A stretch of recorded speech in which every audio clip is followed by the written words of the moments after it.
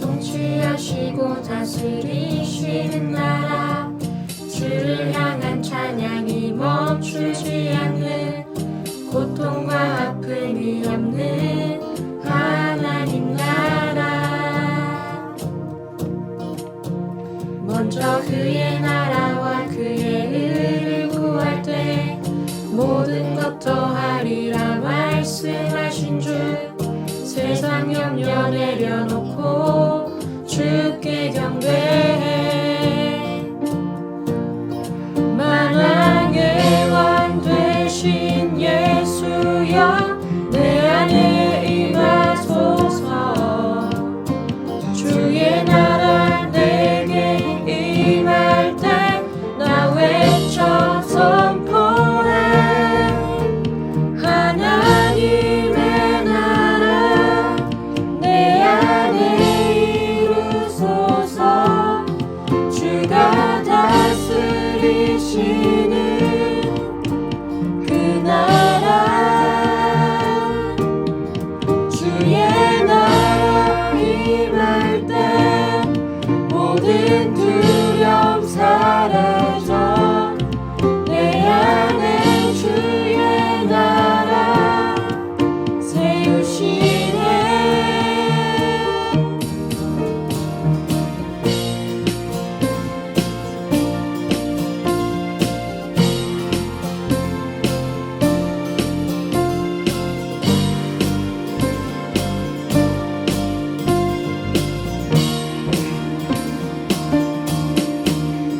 주가 통치하시고 다스리시는 나라, 주를 향한 찬양이 멈추지 않는, 고통과 아픔이 없는 하나님 나라. 먼저 그의 나라와 그의 의를 구할 때 모든 것 더하리라 말씀하신 주, 세상 염려 내려놓고 주께 경배해. 만왕의 왕 되신 예수여, 내 안에 임하소서. 주의 나라 내게 임할 때 나 외쳐 선하게 왕 되신, 만왕의 왕 되신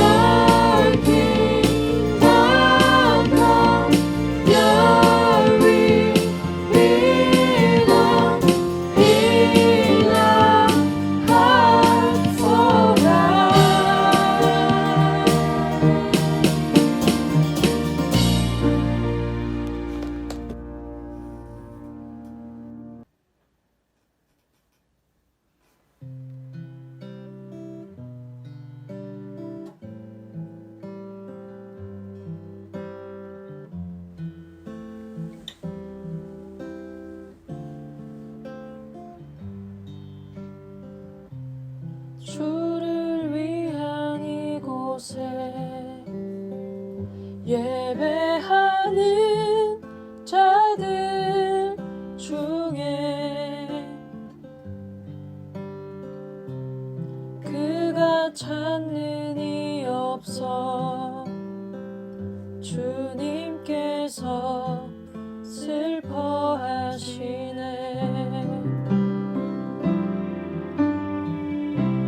주님이 찾으시는 그 한 사람 그의 예배자. 내가 그 사람 되길 간절히 주께 예배하네. 주 은혜로 이곳에 서 있네. 주 임재에 엎드려 절하네.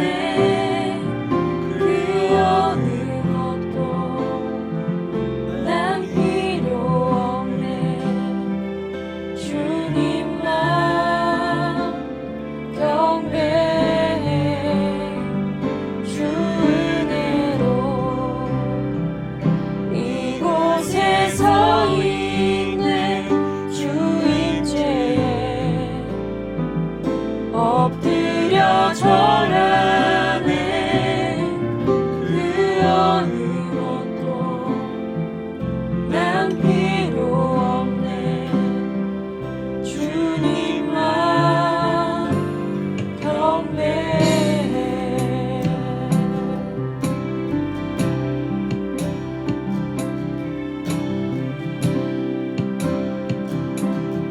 처음부터 고백합시다. 주를 위한 이곳에 주를 위한 이곳에 예배하는 자들 중에 그가 찾는 이 없어 주님께서 슬퍼하시네.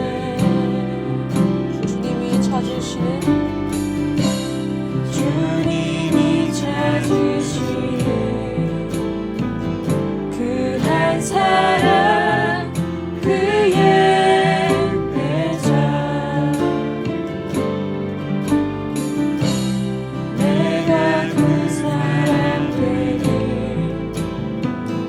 간절히 주께 예배하네. 그 목소리 높여 주를 위한 이곳에 주를 위한 이곳에 예배하는 자들 중에 그가 찾는 이 없어 주님께서 슬퍼하시네. 주님이 찾으시는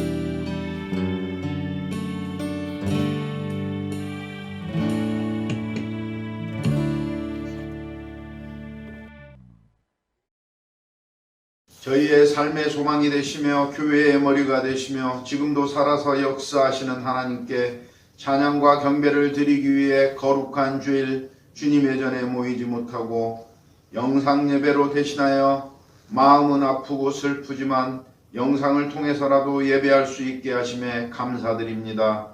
특히 오늘 예배는 코로나19 바이러스 2단 신천지발 바이러스로 인해 기존의 모든 예배나 집회를 중단하고 드리는 영상 예배이니만큼 더욱더 하나님의 은혜와 감사가 우리 청년들의 마음에 뜨겁게 새겨지는 감동 있는 예배가 되게 하시고 예배의 중요성을 다시 한번 깨닫는 시간이 되게 하여 주시옵소서. 시험당할 즈음에 또한 피할 길을 주시고 시련을 만날 때마다 오래 참음을 주셔서 저희 갓드림 청년들의 신앙이 더욱더 성장할 수 있도록 이 어려운 시기에 이 예배를 통하여 교회와 온 성도들 심령에 성령 하나님 함께하여 주시옵소서. 이번 사태를 통하여 성경에 경고하시고 언약하신 대로 마지막 때가 다가오고 있음을 깨닫게 하시고 항상 말씀과 기도로 깨어 있어서 주님의 신부로서 준비하는 저희 교회와 청년들 되게 하여 주시옵소서. 또 이 모든 것들이 성도로서 세상과 구별되어 살지 못한 저희들의 허물과 죄악임을 깨닫게 하시고 통회하고자 하는 심정으로 고백하게 하시고 주님 앞에 내려놓고 용서를 구하오니 용서하여 주시옵소서. 흰 눈처럼 깨끗하게 하여 주신다고 말씀하셨으니 용서의 은혜를 허락하여 주시옵소서. 이 기간에 저희 성도들 모두 삶의 예배자가 되게 하여 주시옵소서. 영상예배 주간에도 가정예배를 통하여 가정예배가 살아나게 하시고 가정이 회복되어 더욱 건강한 영적 상태로 교회와 나라와 민족과 열방을 품고 기도하게 하옵소서. 그리하여 삶의 모든 부분에 하나님의 나라와 주권, 섭리와 언약이 성취되는 증인의 삶을 살아가도록 저희 청년들의 삶을 주관하여 주시옵소서. 저희들에게 주님이 주시는 영광에 동참할 수 있도록 저희의 삶을 변화시켜 주시옵소서. 변화받은 심령으로 주님을 믿지 않는 이웃들을 위해 저희의 입술을 열어주시고 주님을 믿지 않는 그들을 위하여 저희의 발길을 주장하여 주시옵소서. 그리하여 주님을 바로 전하게 하시옵소서. 이 나라 이 민족이 진리의 말씀을 깨닫고 이념과 사상과 지역을 초월하여 주님 안에서 하나 되게 하여 주시옵소서. 하루빨리 코로나19 상황이 종료될 수 있도록 주님께서 강권적으로 역사하여 주시옵소서. 또한 병중에 있는 환우들과 그 가족들을 위해 부르짖어 기도하게 하옵소서. 그리하여 모든 질병과 고통을 치유하여 주시는 여호와 라파 하나님의 역사가 저희 나라와 교회 성도들에게 임하게 하여 주시옵소서. 이 거룩한 예배에 사자 목사님을 통하여 선포되는 하나님의 말씀이 있습니다. 저희 청년들 말씀에 굴복하게 하시고 심령이 깨어지며 성령님의 새롭게 하심을 따라 예수 그리스도의 십자가가 우리의 능력이 되게 하옵소서. 순종적인 그리스도인이 될 수 있도록 그 걸음을 인도하여 주시옵소서. 갓드림 청년들 가정과 이웃을 기억해 주셔서 여호와를 앙망함으로 새로운 힘을 공급받아 힘있고 소망이 넘치는 한 주간이 되게 하옵소서. 그 주간의 가정예배를 통하여 시편 91장 말씀을 묵상하고 기도하기를 소망합니다. 다시 한번 정상적인 예배와 기도가 회복되도록 성령 하나님의 성도들의 교회와 가정에 함께 하셔서 역사하여 주시옵소서. 예배의 시중을 주님께 의탁하며 이 모든 말씀 살아서 역사하시는 예수 그리스도의 이름으로 기도드렸사옵나이다. 아멘. 오늘 성경 말씀은 열왕기하 13장 10절에서 25절까지 말씀, 구약 584면입니다. 영상으로 예배드리는 우리 청년들 성경을 다 찾으셨으면 다 같이 합독하도록 하겠습니다. 유다왕 요아스의 제37년에 여호아스의 아들 요아스가 사마리아에서 이스라엘 왕이 되어 16년간 다스리며 여호와께서 보시기에 악을 행하여 이스라엘에게 범죄하게 한 느밧의 아들 여로보암의 모든 죄에서 떠나지 아니하고 그 가운데 행하였더라. 요아스의 남은 사적과 행한 모든 일과 유다왕 아마샤와 싸운 그의 업적은 이스라엘 왕 역대지략에 기록되지 아니하였느냐. 요아스가 그의 조상들과 함께 자매 이스라엘 왕들과 함께 사마리아에 장사되고 여로보암이 그 자리에 앉으니라. 엘리사가 죽을 병이 들매 이스라엘 왕 요아스가 그에게로 내려와 자기 얼굴에 눈물을 흘리며 이르되 내 아버지여 내 아버지여 이스라엘의 병과 마병이여 하며 엘리사가 그에게 이르되 활과 화살을 가져오소서 하는지라. 활과 화살을 그에게 가져오매 또 이스라엘 왕에게 이르되 왕의 손으로 활을 잡으소서 하며 그가 손으로 잡으니 엘리사가 자기 손을 왕의 손 위에 얹고 이르되 동쪽 창을 요소서 하여 곧 열매 엘리사가 이르되 쏘소서 하는지라. 곧 쏘매 엘리사가 이르되 이는 여호와를 위한 구원의 화살 곧 아람에 대한 구원의 화살이니 왕이 아람 사람을 멸절하도록 아벡에서 치리이다 하니라. 또 이르되 화살들을 집으소서. 곧 집음에 엘리사가 또 이스라엘 왕에게 이르되 땅을 치소서 하는지라. 이에 3번 치고 그친지라. 하나님의 사람이 노하여 이르되 왕이 6번을 칠 것이니이다. 그리하였더라면 왕이 아람을 진멸하기까지 쳤으리이다. 그런즉 이제는 왕이 아람을 3번만 치리이다 하니라. 엘리사가 죽으니 그를 장사하였고 해가 바뀌매 모압 도적대들이 그 땅에 온지라. 마침 사람을 장사하는 자들이 그 도적대를 보고 그의 시체를 엘리사의 묘실에 들어던짐에 시체가 엘리사의 뼈에 닿자 곧 회생하여 일어섰더라. 여호아스 왕의 시대에 아람 왕 하사엘이 항상 이스라엘을 학대하였으나 여호와께서 아브라함과 이삭과 야곱과 더불어 세우신 언약 때문에 이스라엘에게 은혜를 베풀며 그들을 불쌍히 여기시며 돌보사 멸하기를 즐겨하지 아니하시고 이때 자기 앞에서 쫓아내지 아니하셨더라. 아람 왕의 왕 하사엘이 죽고 그의 아들 베나닷이 대신하여 왕이 되매 여호아스의 아들 요아스가 하사엘의 아들 베나닷의 손에서 성읍을 다시 빼앗으니 이 성읍들은 자기 부친 여호아스가 전쟁 중에 빼앗겼던 것이라. 요아스가 베나닷을 3번 쳐서 무찌르고 이스라엘 성읍을 회복하였더라. 샬롬. 우리 주 안에서 사랑하는 우리 갓디림 청년 여러분, 이렇게 또 영상으로 만나 뵙게 되어서 반갑습니다. 우리 코로나19 사태가 빨리 끝나야 될 텐데 생각보다 이게 길어지고 있어서 또 이번 주도 이렇게 영상으로 우리가 예배를 드리게 되었습니다. 그러나 우리가 또 함께 기도함으로 우리 다음 주일에는 서로 예배당에서 또 얼굴을 마주하고 그렇게 함께 예배 드릴 수 있었으면 좋겠습니다. 자, 오늘은 이제 우리가 말씀을 살펴볼 텐데요. 우리 지난 시간에 이어서 우리 열왕기하 13장의 말씀을 오늘은 살펴보도록 하겠습니다. 우리 지난 시간에 열왕기하 12장에서는 남유다의 왕이었던 요아스에 대해서 요아스 왕에 대해서 우리가 한번 살펴보았는데요.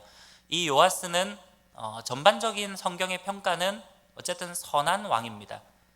열왕기의 저자는 이 요아스를 선한 왕이라고 그렇게 한마디로 평가를 합니다. 그러나 단서가 붙어 있는 것은 바로 그 당시의 대제사장이자 자신의 공호부였던 그 여호야다가 살아있는 날 동안 또는 다른 표현으로는 여호야다가 그를 교훈하는 날 동안 이 요아스는 하나님 앞에 선한 그런 삶을 살았다라고 그렇게 평가를 하고 있습니다. 이 말은 뒤집어 이야기하면 여호야다가 죽고 난 이후에는 요아스가 조금은 타락의 길을 걸었다라고 볼 수도 있겠습니다. 그러나 어쨌든 성경의 전반적인 평가는 이 요아스 왕은 선한 왕이었다라는 사실을 우리가 알 수 있습니다. 그래서 요아스는 성전 수리를 명령하기도 했고요. 어쨌든 성전 수리라는 것은 그 당시에 성전 중심의 사회였던 이 구약 시대 때는 어쨌든 하나님의 임재의 상징이었던 그 성전을 수리하라.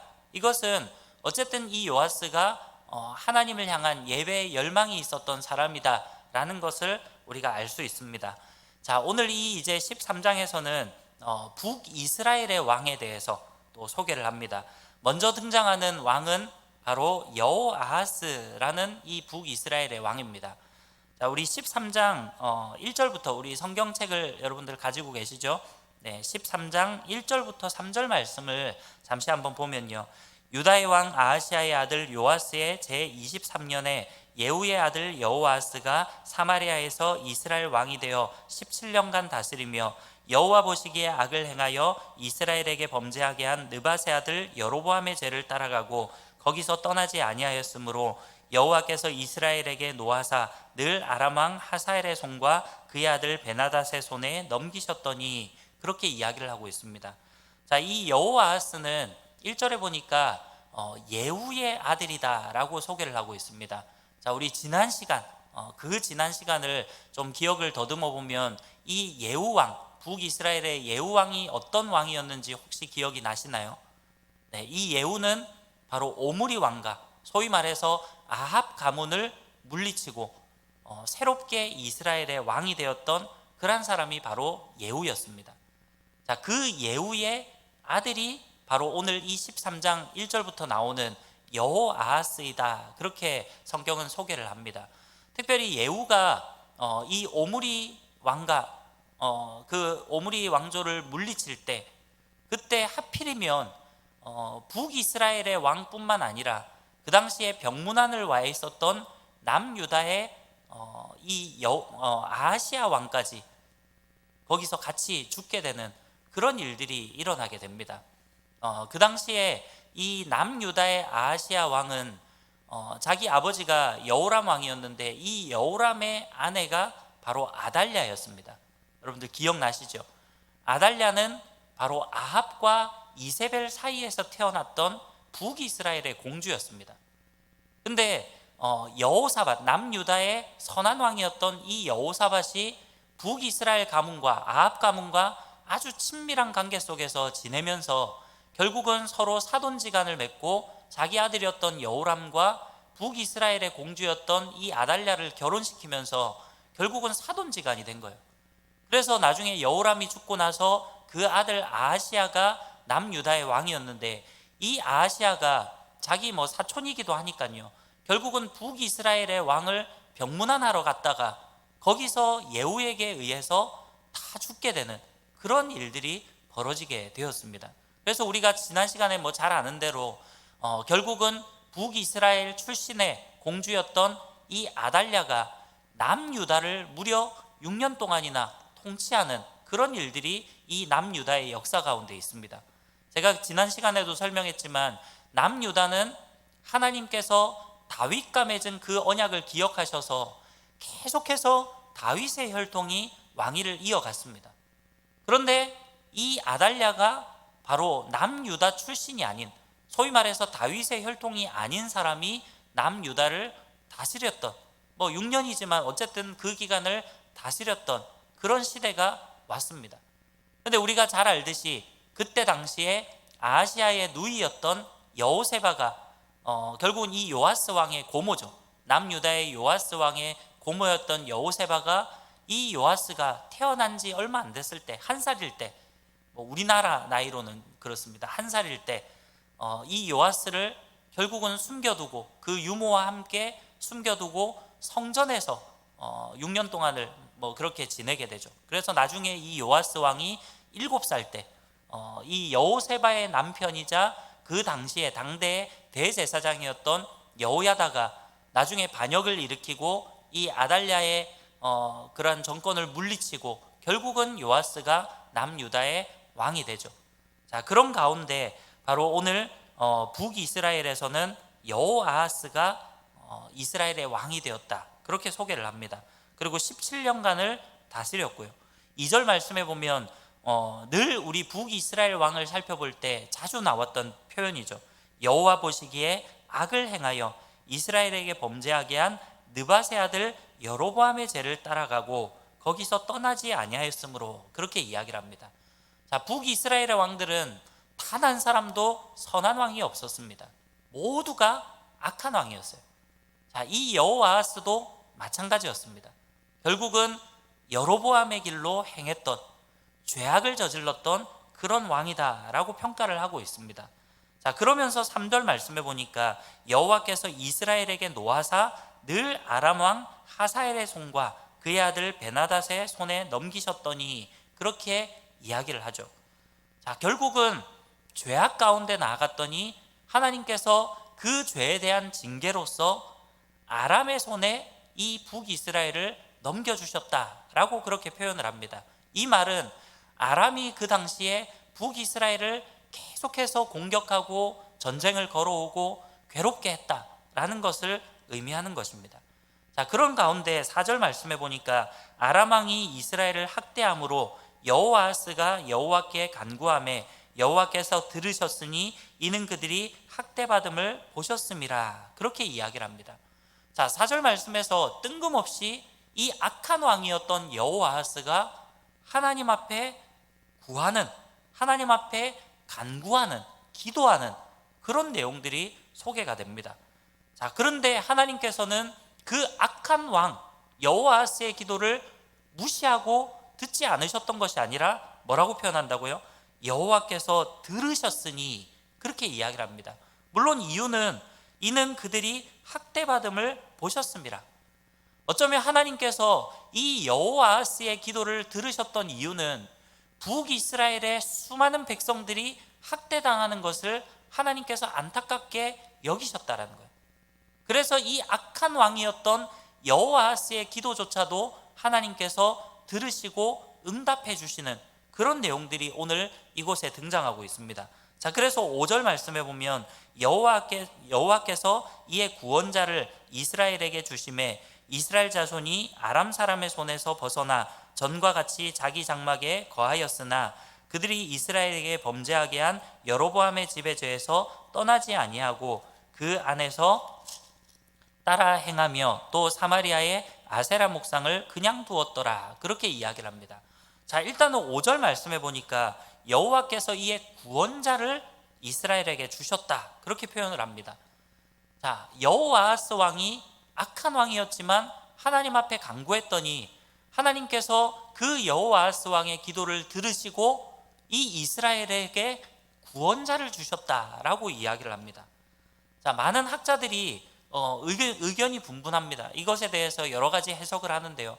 가장 유력한 해석이라고 하면 이 당시에 동시대를 살았던 그런 왕들을 이렇게 보니까 특별히 아수르, 우리가 아수르라는 나라 잘 알죠. 결국은 북이스라엘이 아수르에 의해서 멸망을 당하는데 어쨌든 이 당시 여호아하스 시대, 이 당시 시대까지는 아수르보다는 아람이 이 북이스라엘을 상당히 괴롭혔습니다.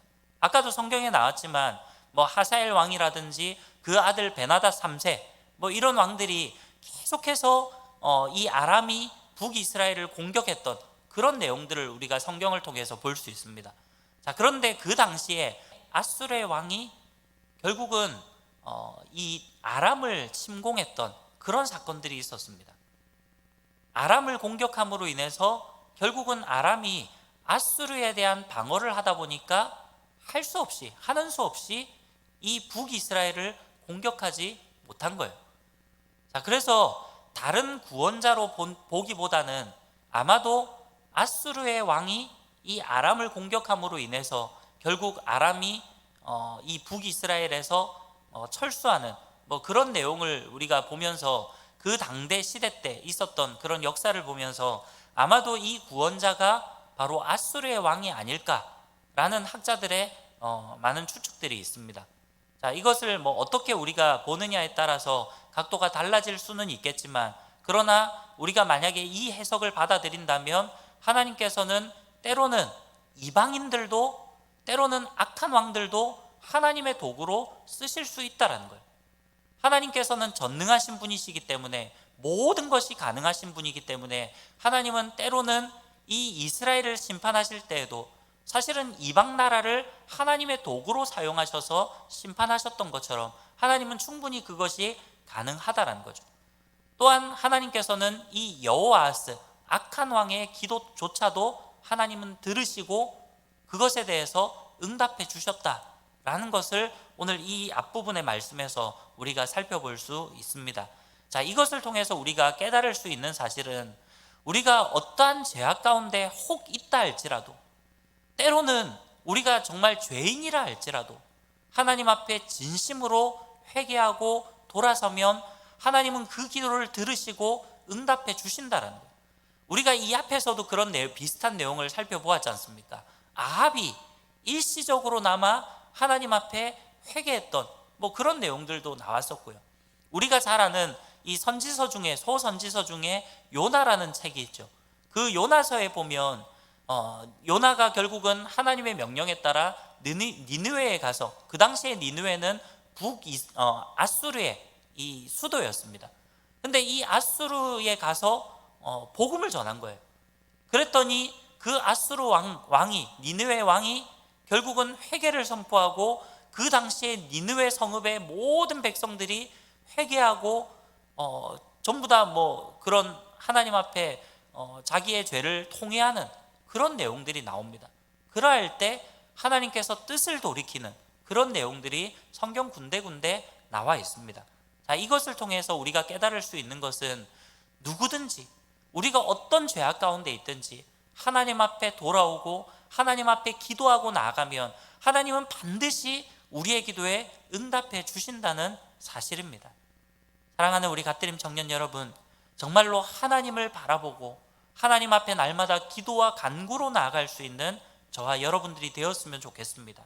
하나님은 우리의 기도를 들으시고 우리의 기도에 반드시 응답해 주시는 전능하신 하나님이십니다. 우리가 때로는 어떠한 죄악 가운데 있다 할지라도 괜찮습니다. 지금이라도 여러분 하나님 앞에 내 죄를 자복하고 회개하고 통회하는 심령으로 하나님을 붙들고 기도하면요, 하나님은 우리의 그 기도를 들으시고 우리의 기도에 응답해 주신다라는 사실입니다. 이 사실을 기억하면서 날마다 하나님 앞에 기도와 간구로 나아가시는 저와 여러분들이 되었으면 좋겠습니다.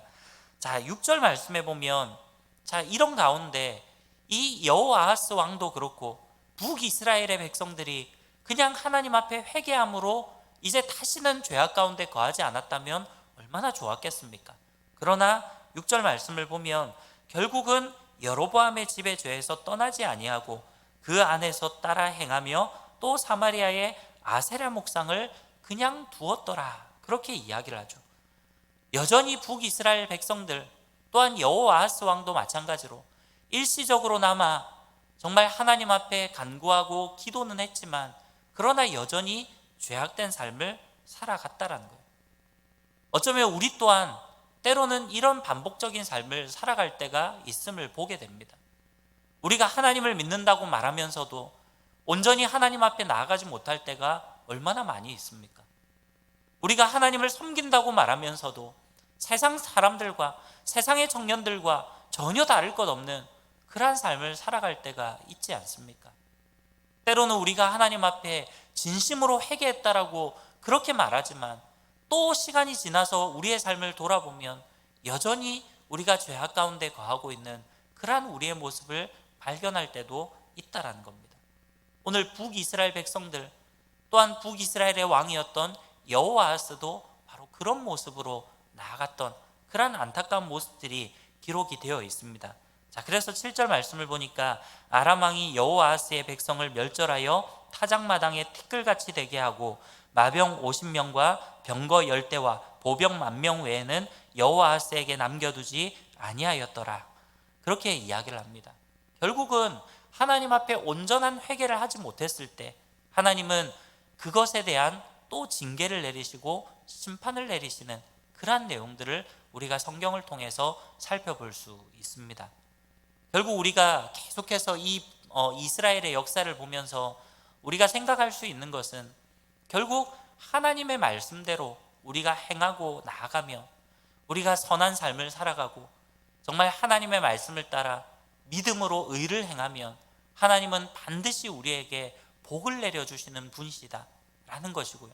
반대로 우리가 하나님의 말씀을 온전히 따르지 못하고 우리가 악한 행실로 그렇게 나아간다면 결국 우리는 징계를 당하게 되고 결국 그것이 심판으로 이어지게 된다라는 것입니다. 사랑하는 우리 갓드림 청년 여러분, 우리 가운데에는 단 한 사람도 정말 하나님의 뜻을 저버리고 악한 길로 나아가는 그러한 자들이 없기를 간절히 소망합니다. 우리 모두가 정말 하나님 보시기에 너무나도 선하고 의롭고 하나님 말씀대로 행함으로 하나님 앞에 놀라운 은혜와 복을 누리는 그러한 저와 여러분들이 되시기를 간절히 소망합니다. 자, 그래서 8절 말씀에 보면 여호아하스의 남은 사적과 행한 모든 일과 그의 업적은 이스라엘 왕 역대지략에 기록되지 아니하였느냐. 여호아하스가 그의 조상들과 함께 잠에 사마리아에 장사되고 그 아들 요아스가 대신하여 왕이 되니라. 그렇게 이야기를 하고 있습니다. 결국 이 여호아하스에 대한 그런 내용은 이렇게 9절에 걸쳐서 아주 짧은 내용으로 이 열왕기 저자는 기록을 하고 있습니다. 자, 여호아하스 어쨌든 악한 왕이었지만 일시적으로나마 아람에게 괴롭힘을 당할 때 하나님 앞에 간구했던 그런 왕이었고 하나님은 그런 악한 왕이었던 여호아하스의 기도에 응답해 주셨다라는 정도의 내용을 오늘 성경은 이야기를 하고 있습니다. 자, 그리고 나서 오늘 이제 우리가 살펴보는 본문은 자, 이스라엘 왕, 자, 북이스라엘의 요아스 왕에 관한 내용입니다. 자, 헷갈리시면 안 됩니다. 자, 남유다에도 요아스 왕이 통치를 했죠. 아까 이야기했지만 남유다의 요아스 왕은 한 살 때 자기 고모에 의해서 어쨌든 겨우 목숨을 건지고 살아남았던, 그래서 성전에서 6년 동안을 숨어서 지내다가 나중에 이 대제사장 여호야다가 반란을 일으키고 결국 아달랴를 물리치고 이 요아스를 7살이었던 요아스를 왕으로 세우면서 7살의 왕이 되었던 남유다의 왕이 바로 요아스 왕입니다. 그리고 그 요아스 왕이 무려 40년이라는 긴 시간 동안 남유다를 통치하게 되죠. 자, 그런데 이때 북이스라엘의 왕도 이름이 요아스입니다. 자, 우리 10절 말씀해 보니까 유다의 왕 요아스의 제37년에 여호아하스의 아들 요아스가 사마리아에서 이스라엘 왕이 되어 16년간 다스리며, 그렇게 이야기를 합니다. 자, 지금 공교롭게도 남유다의 요아스 왕 때 북이스라엘의 요아스가 왕이 되었다, 그렇게 이야기를 하는 본문입니다. 자, 남유다의 요아스의 제37년에 지금 북이스라엘의 요아스가 왕이 되었기 때문에 결국은 3년 동안은 남왕국도 또 북왕국도 공교롭게도 이름이 같은 요아스라는 왕들이 통치를 하고 있었다라는 사실을 우리가 확인할 수 있습니다. 자, 그러면서 11절 말씀해 보니까 여호와께서 보시기에 악을 행하여 이스라엘에게 범죄하게 한 느밧의 아들 여로보암의 모든 죄에서 떠나지 아니하고 그 가운데 행하였더라, 그렇게 이야기를 합니다. 자, 역시나 열왕기에 계속해서 등장하는 표현들, 이 한 왕에 대해서 업적을 그냥 한 절 내지 두 절로 요약을 할 때 결국 이 북이스라엘의 요아스 왕도 역시나 악한 왕이었다라는 것을 우리가 볼 수 있죠. 그래서 여호와 보시기에 악을 행하였고 또 이스라엘에게 범죄하게 한 느밧의 아들 여로보암의 모든 죄에서 떠나지 아니하고 그 가운데 행하였더라. 계속해서 여로보암의 길로 갔다라고 그렇게 평가를 하고 있습니다. 자, 그러면서 12절 말씀해 보니까 요아스의 남은 사적과 행한 모든 일과 유다 왕 아마샤와 싸운 그의 업적은 이스라엘 왕 역대지략에 기록되지 아니하였느냐, 그렇게 이야기를 합니다. 자, 여기에 아마샤와 싸웠다라는 것은 이제 아마샤는 남유다의 요아스 왕의 그 뒤를 이어서 왕이 될 왕인데 이후의 일들을 이제 이야기하고 있는 겁니다. 자, 어쨌든 앞에는 전반적인 이 요아스 왕, 북이스라엘 요아스 왕에 대한 평가를 내렸던 것이고요.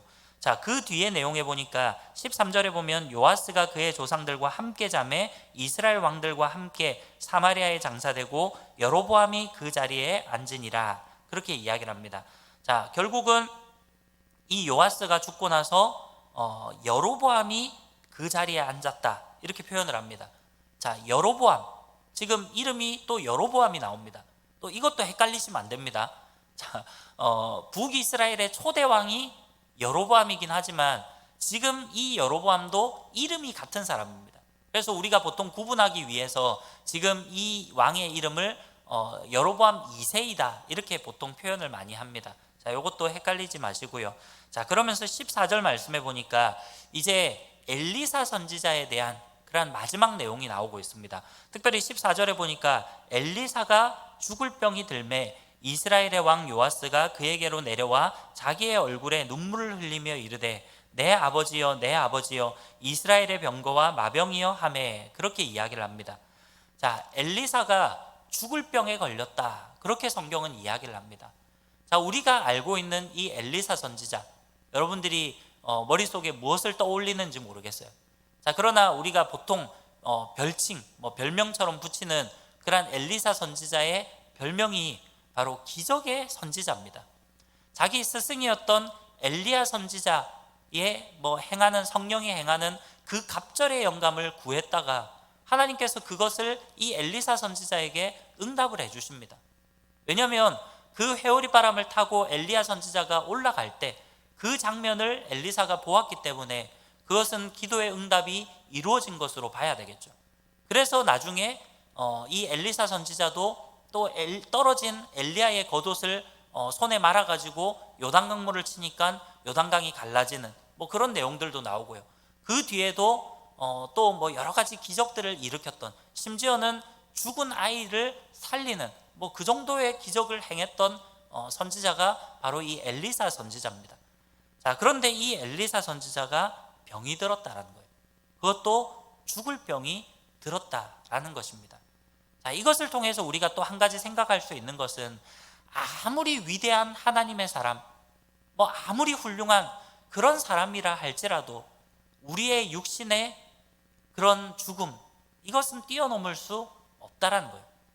물론 예외적으로 에녹이란 사람과 또 이 엘리사의 스승이었던 엘리야 선지자는 하나님께서 죽음을 보지 않고 데려가셨던 그런 사람도 성경에 딱 2명이 등장을 합니다.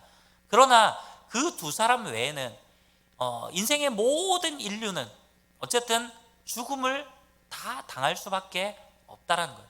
우리는 당연히 육신의 죽음을 당하게 됩니다. 오늘 이 엘리사 선지자도 마찬가지였다는 거예요. 엘리사 선지자가 아무리 능력을 발휘하고 기적의 선지자였다 할지라도 엘리사 선지자도 결국은 죽을 병이 걸렸다라는 것입니다. 이것을 통해서 우리가 그 누구도 우리의 그런 육신의 것들을 자랑할 수가 없다라는 거예요. 하나님 앞에 우리의 육신적인 것들을 자랑하며 나아갈 수는 없는 것입니다. 항상 우리는 하나님 앞에서 정말 하나님이 우리의 인생의 주인 되시고 하나님이 우리에게 사명을 주셨기 때문에 이 땅 가운데 오늘도 내가 살아있는 내 목숨이 붙어 있는 것이 바로 하나님이 오늘 하루를 살아갈 그 사명을 나에게 주셨다는 거예요. 그래서 오늘 나에게 주어진 이 시간을 여러분들이 그냥 허비하는 그러한 낭비하는 그러한 일들이 저는 없기를 간절히 바랍니다. 분명히 오늘 하루라는 시간이 나에게 주어졌다면 하나님께서는 이 하루의 사명을 우리에게 분명히 주신 것입니다. 오늘 하루도 물론 우리가 코로나19 때문에 지금 외출도 자제하고 여러 가지 것들을 할 수 없다 치지만 그러나 이 하루를 우리가 무의미하게 보내는 것이 아니라 이 하루도 정말 하나님의 말씀과 동행하고 오늘 또 주일인데요. 특별히 하나님의 말씀 여러분들이 성경 통독도 좀 많이 했으면 좋겠어요. 계속해서 우리 교회가 강조하고 또 우리 담임 목사님께서도 강조하고 우리가 성경 통독 운동을 하고 있는데 여러분들이 오히려 이런 기회에 성경을 더 많이 읽고요. 또 하나님 앞에 기도하고 더욱더 하나님과 가까운 그런 경건 생활을 잘할 수 있는 그러한 여러분들이 되었으면 좋겠습니다. 자, 아무튼 이 엘리사가 죽을 병이 들었습니다. 그래서 지금 이 엘리사 선지자가 죽을 병이 들었다라는 이야기를 아마 이 북이스라엘의 요아스 왕이 들었던 것 같아요. 근데 성경의 표현에 참 재미난 표현이 나옵니다. 북이스라엘이 이스라엘의 왕 요아스가 그에게로 내려와 자기의 얼굴에 눈물을 흘리며 이르되 내 아버지여 내 아버지여 이스라엘의 병거와 마병이여 그렇게 이야기를 합니다. 지금 이스라엘의 왕이 지금 이 엘리사 선지자가 죽을 병이 들었다라는 이야기를 듣고 병문안을 갑니다. 왕이 친히 선지자에게 갔다라는 거예요. 이것을 통해서 이 당시에 엘리사 선지자의 위상이 어느 정도였는지를 우리가 실감할 수 있습니다. 심지어는 이 요아스 왕이 엘리사 선지자를 뭐라고 부릅니까? 내 아버지여, 그렇게 부릅니다.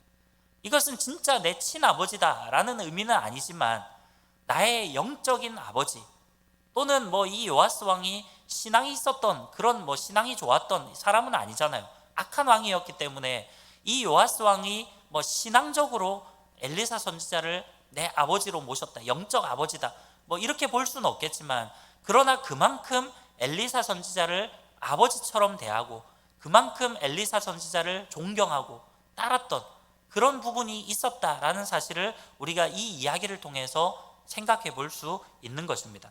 그만큼 엘리사 선지자는 당대의 선지자였고 이 왕조차도 엘리사 선지자를 존경했던 그런 부분들을 우리가 볼 수 있습니다. 심지어 이스라엘의 병거와 마병이여, 그렇게 이야기를 합니다. 병거와 마병이라는 이야기는 일종의 군대를 이야기하는 겁니다.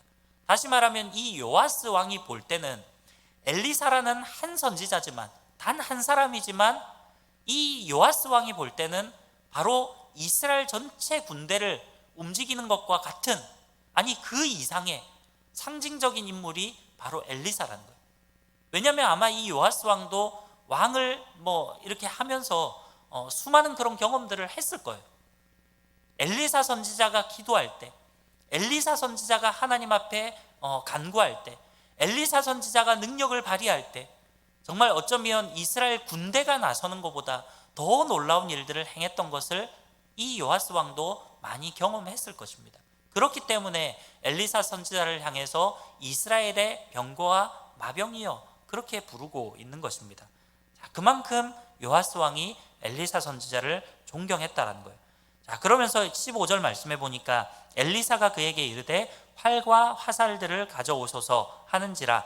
활과 화살들을 그에게 가져오매 또 이스라엘 왕에게 이르되 왕의 손으로 활을 잡으소서 하매 그가 손으로 잡으니 엘리사가 자기 손을 왕의 손 위에 얹고 이르되 동쪽 창을 여소서 하여 곧 열매 엘리사가 이르되 쏘소서 하는지라. 곧 쏘매 엘리사가 이르되 이는 여호와를 위한 구원의 화살 곧 아람에 대한 구원의 화살이니 왕이 아람 사람을 멸절하도록 아벡에서 치리이다 하니라. 그렇게 이야기를 합니다. 자, 이것은 어쩌면 엘리사 선지자가 이제 마지막 죽기 직전에 어쩌면 이 선지자로서 마지막 자기가 할 수 있는, 왕에게 베풀어 줄 수 있는 그런, 하나님 앞에 간구할 수 있는 그런 은혜를 베풀어 주는 것입니다.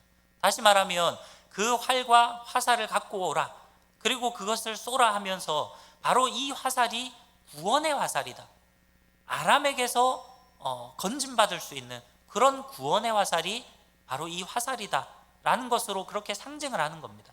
다시 말하면 하나님께서 이 이스라엘을 아람의 손에서 구원해 주실 것이다 라는 것으로 이 활을 갖고 오라 해서 그것을 하나의 상징물로서 보여주는 것입니다.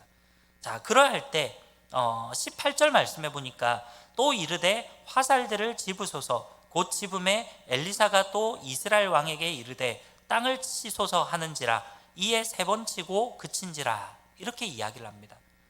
자, 활을 쏘고 나서 그 활을 보면서 바로 이것이 구원의 화살이다, 이렇게 이야기를 했습니다. 그러면서 또 그 활을 들고 땅에 화살을 치라고 이야기를 해요. 자, 그럴 때 지금 이 요아스 왕이 몇 번을 쳤습니까? 오늘 18절 말씀해 보니까 3번 치고 그쳤다 라고 이야기를 합니다. 자, 요아스 왕이 분명히 이 화살이 구원의 화살이다 라는 이야기를 들었음에도 불구하고 그것을 치라고 하니까 고작 3번을 치고 말았다는 거예요. 모르겠습니다. 왜 3번을 치고 말았는지는 정확하게 모르겠어요. 왕으로서의 체면을 생각했던 건지, 아니면 그저 그냥 형식적으로 쳤던 건지, 그것은 정확히 알 수 없지만 어쨌든 분명한 것은 이 요아스 왕이 3번을 치고 말았다는 것입니다. 자, 그랬더니 19절 말씀해 보니까 하나님의 사람이 노하여 이르되 왕이 6번을 칠 것이니이다. 그리하였더면 왕이 아람을 진멸하기까지 쳤으리이다. 그런즉 이제는 왕이 아람을 3번만 치리이다 하니라. 그렇게 이야기를 합니다.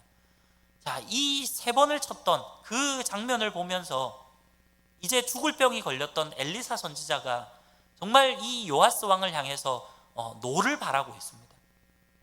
분노를 터뜨리는 거예요.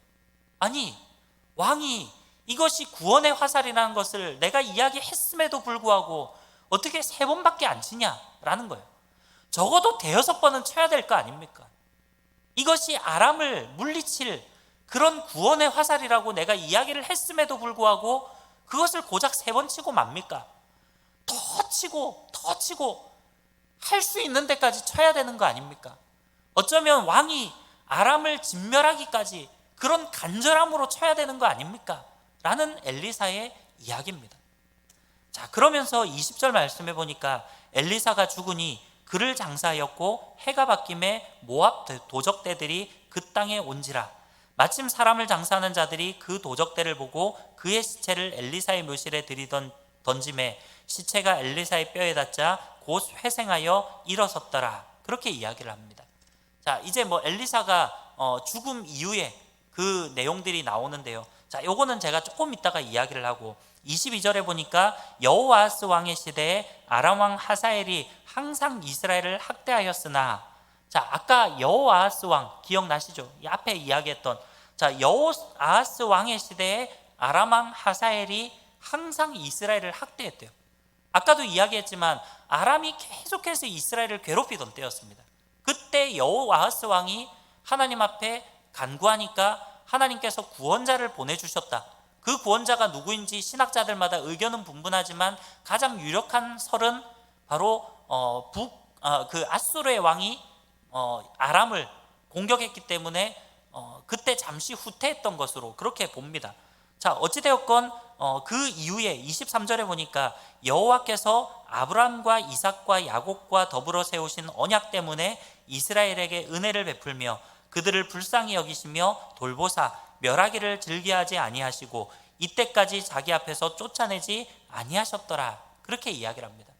결국은 이 23절 말씀에서 하나님께서 이 북이스라엘을 그럼에도 불구하고 이렇게 여호아하스나 요하스 같은 그런 악한 왕들이 통치함에도 불구하고 계속해서 하나님께서 북이스라엘을 구원해 주신 이유, 근본적인 이유는 바로 하나님께서 다윗과 세운, 또 이 지금 보면 아브라함과 이삭과 야곱과 세웠던 그 언약을 기억했기 때문이다 라고 이야기를 합니다. 하나님이 아브라함과 이삭과 야곱과 세웠던 그 언약을 기억했기 때문에 이 북이스라엘을 건져주셨다 라고 그렇게 23절에서 이야기를 합니다. 자, 그러면서 24절에 보니까 아람의 왕 하사엘이 죽고 그의 아들 베나닷이 대신하여 왕이 되매, 자, 이 하사엘은 이 앞전에 아람의 역사를 보면 베나닷이라는 왕을 물리치고 반역을 일으켜서 왕이 되었던 아람의 왕이 되었던 사람입니다. 자, 그런데 그 하사엘이 죽고 그의 아들 베나닷이 대신하여 왕이 됐다 이렇게 이야기를 해요. 자, 공교롭게도 이 하사엘 자기 아버지가 반역을 일으켰을 때 죽은 왕이 베나닷입니다. 근데 그 아들 이름이 또 베나닷이에요. 그래서 베나닷 3세로 역사적으로는 이야기를 하는데, 어쨌든 그 베나닷이라는 이름이 그 당시에 아람에서 좀 흔히 사용되던 이름이었던 것 같아요. 자, 이 베나닷이 이제 왕이 됐는데 25절에 보니까 여호아스의 아들 요아스가 하사엘의 아들 베나닷의 손에서 성읍을 다시 빼앗으니 이 성읍들은 자기 붙인 여호아스가 전쟁 중에 빼앗겼던 것이라. 요아스가 베나닷을 3번 쳐서 무찌르고 이스라엘 성읍들을 회복하였더라. 그렇게 기록을 합니다. 자, 아까도 이야기했지만 여호아하스 시대 때 아람의 하사엘이 계속해서 이스라엘을 공격했습니다. 자, 그런데 이제 그 아들들 시대, 자, 이제 북이스라엘의 왕은 요아스고 아람의 왕은 베나닷 3세입니다. 자, 이 시대에는 하나님께서 은혜를 베풀어 주셔서 사실은 아까 이 엘리사 선지자를 통해서 결국은 구원의 화살, 그것을 이야기해 주신 거죠. 왜냐하면 하나님께서 아브라함과 이삭과 야곱과 세웠던 그 언약을 기억하셨기 때문이다 라고 이야기를 한 것입니다. 자, 그것 때문에 결국은 이 요아스 왕 시대에 결국 베나닷 3세를 몰아내고 빼앗겼던, 자기 아버지 여호아하스 때 빼앗겼던 그런 성읍을 되찾았다라는 내용이 나와요. 자, 그런데 마지막에 보면 몇 번을 쳐서 무찔렀다라고 돼 있습니까? 바로 3번을 쳐서 무찔렀다라고 이야기를 하죠. 자, 아까 이 요아스 왕이 그 화를 엘리사 선지자가 내리치라고 했을 때, 그 구원의 화를 내리치라고 했을 때 바로 3번만 내리치고 그쳤다라고 이야기를 했죠.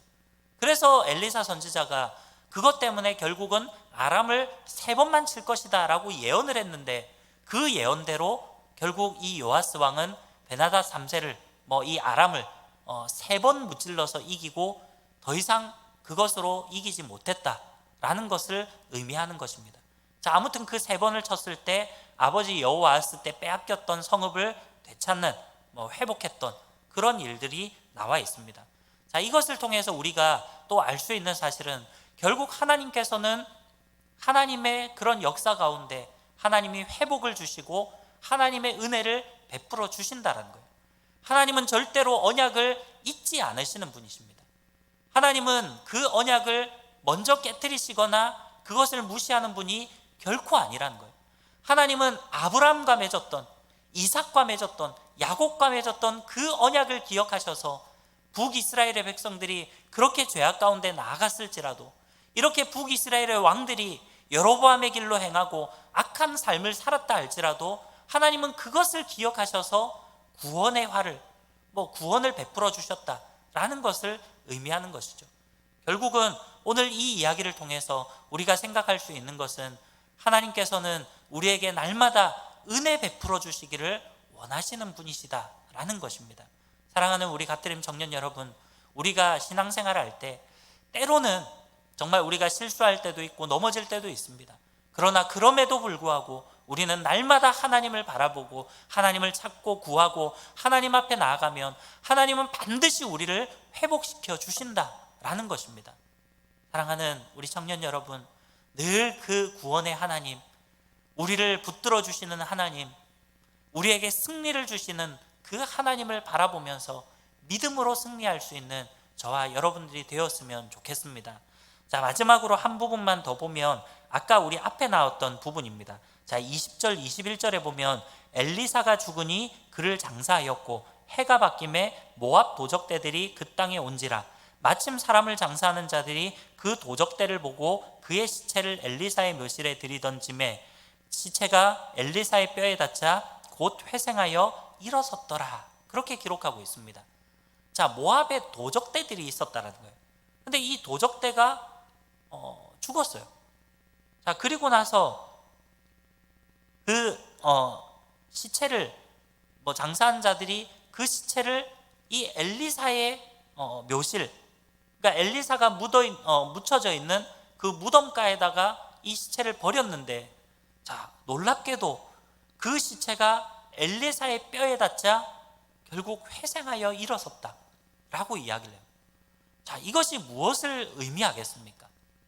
오늘 이 부분을 통해서 결국은 지금 이 부분은 마지막 날 지금 예수님께서 부활하시는 그것을 이미 성경이 표면적으로 보여주는, 하나의 상징적으로 보여주는 부분이다라고 볼 수 있는 것입니다.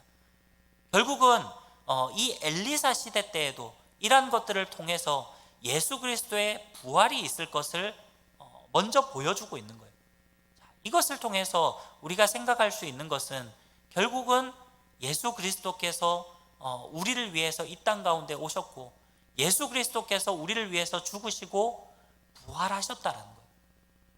비록 우리는 죄악 가운데 거하고 우리는 부족하고 우리는 너무나도 연약하지만 하나님께서 우리를 붙들어 주시고 우리가 예수 그리스도의 그 보혈로 나아갈 때, 그 보혈을 의지하며 나아갈 때 결국 예수 그리스도께서 부활하셨듯이 우리도 마지막 날 부활하게 될 것이다 라는 것을 상징적으로 보여주고 있다는 것입니다. 사랑하는 우리 청년 여러분, 정말로 우리는 정말 이 땅 가운데에서 한평생의 삶을 살다가 결국 흙으로 돌아가는 인생입니다. 여러분, 우리의 육신은 결국 흙으로 돌아갈 수밖에 없어요. 우리가 아무리 영원히 살고 싶어도 이 땅 가운데서는 영원히 살 수 없습니다. 그러나 비록 이 땅에서는 우리가 영원히 살 수 없다 할지라도 우리는 영원한 하나님의 나라, 천국에서 영원히 살아갈 것입니다.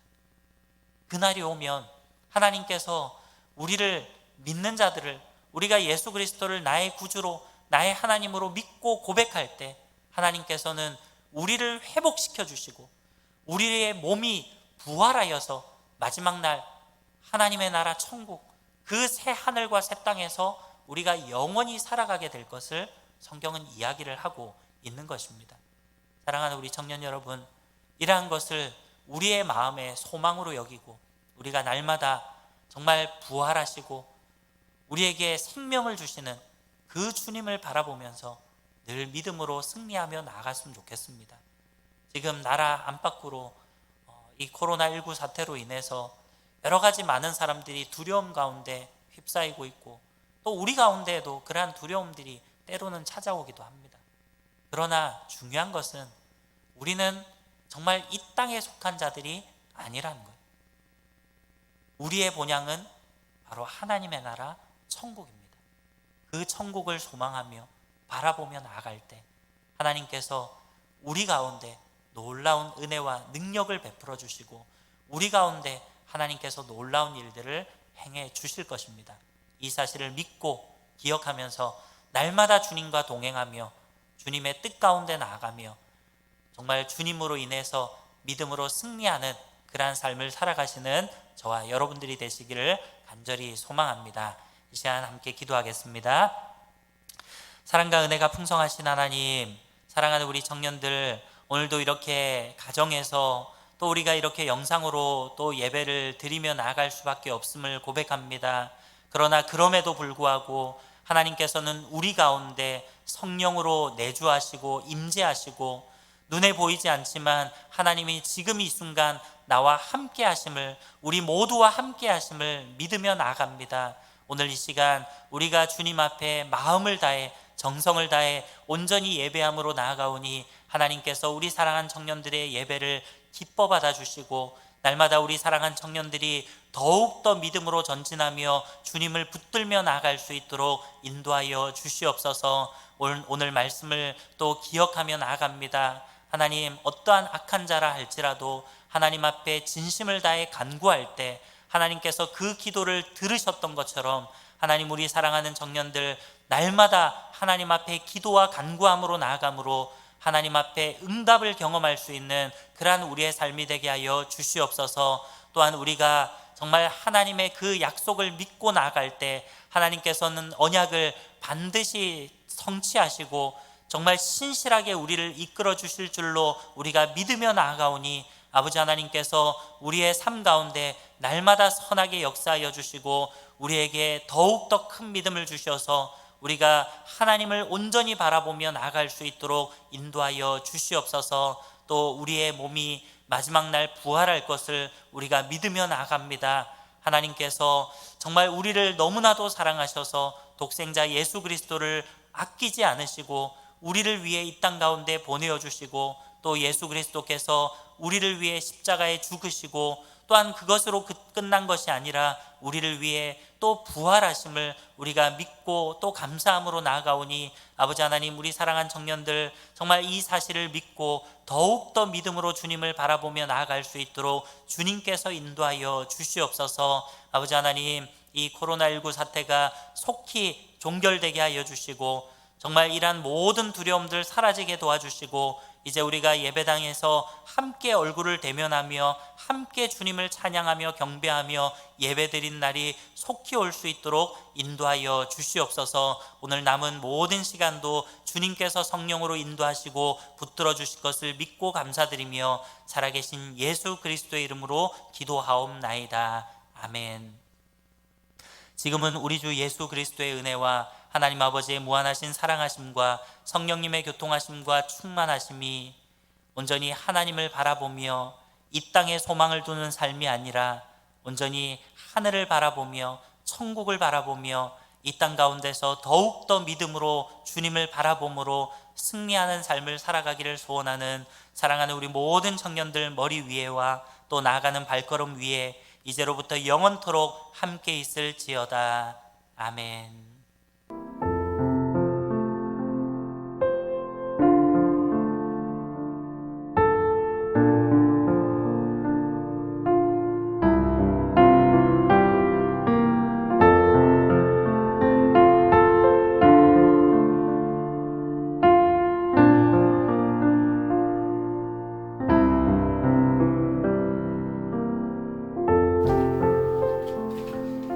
네, 반갑습니다. 다들 한 주간 잘 지내셨습니까? 네, 지금 이렇게 영상으로 찍는 게 쉽지는 않습니다. 제가 지금 한 78번째 찍고 있는 것 같습니다. 네, 빠르게 진행해 보도록 하겠습니다. 2020년 3월 8일 주일 청년 예배 광고 시작하도록 하겠습니다. 첫 번째 광고는요, 이제 중국 우한 폐렴으로 인해서 나라가 많이 힘들어하고 있습니다. 네, 여러분들의 몸도 잘 지켜주시기 바랍니다. 마스크 잘 끼시고 손과 발 잘 씻으시기 바랍니다. 네, 두 번째 광고는요, 10조 조장이었던 이제 방가연 자매가 이제 조장직을 개인적인 사정으로 인해서 내려놓게 되었습니다. 그래서 이제 헬퍼였던 이제 김수희 자매가 이제 연임을 하게 되었는데요. 이제 이때까지 수고해주신 방가연 자매 그리고 수고해주실 김수희 자매 모두 축복합니다. 네, 세 번째 광고는요, 이제 아픈 지체들을 위해서 조금 기도해 주셨으면 좋겠습니다. 재은지 자매 이제 빠른 KO와 회복 있기를 바라고, 이제 중등부의 배성환 형제 이제 지금 급하게 이제 광고가 들어왔습니다. 네, AB형 혈소판이 좀 많이 부족하다고 하는데 AB형 헌혈자분들께서 조금 많이 도움을 주시고 좀 AB형 그 혈액 이제 혈소판을 조금 많이 얻을 수 있으면 좋겠다고 합니다. 네, 3월 25일부터 2주간 매일 2개씩 필요한데 많은 여러분들의 관심 그리고 도움들이 이제 필요할 것 같습니다. 네, 이제 네 번째 광고는요, 다음 주에 이제 있을 예배에 대해서는 이제 주중에 이제 공지가 나온 대로 추후에 공지하도록 하겠습니다. 이렇게 광고는 마치고요, 이제 청년 구호를 이제 외쳐보도록 하겠습니다. 자리에 앉으셔도 되고 일어서셔도 됩니다. 네, 청년 부흥 거제를 넘어. 주가 통치하시고 다스리시는 나라, 주를 향한 찬양이 멈추지 않는, 고통과 아픔이 없는 하나님 나라. 먼저 그의 나라와 그의 의를 구할 때 모든 것 더하리라 말씀하신 주, 세상 염려 내려놓고 주께 경배해. 만왕의 왕 되신 예수여, 내 안에 임하소서. 주의 나라 내게 임할 때 나 외쳐 선포해. 하나님의 나라 내 안에 이루소서. 주가 다스리시는 그 나라, 주의 나라 임할 때 모든 두려움 사라져. 내 안에 주의 나라 세우시네.